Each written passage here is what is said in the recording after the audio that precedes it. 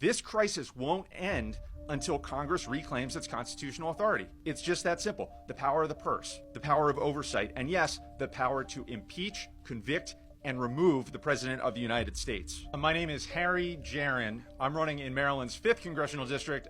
I'm a firefighter. I want to start with something that I think everyone understands instinctively, which is that when a fire starts, you don't sit around waiting for itself to burn out. That's not a real strategy.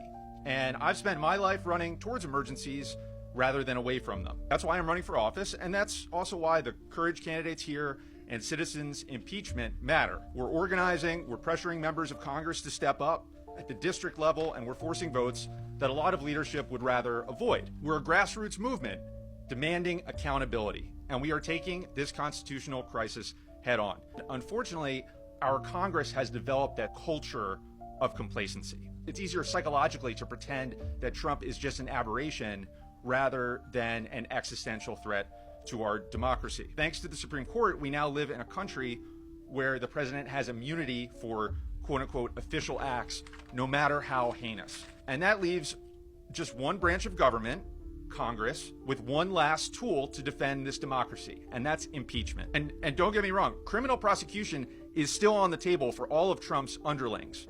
Don't you forget that. But impeachment is the only tool that we have right now for Donald Trump himself. America, we do not have to go down the path of Vladimir Putin in Russia or Viktor Orban in Hungary. Impeaching Donald Trump is not an extreme act. It is the bare minimum required to defend the Constitution.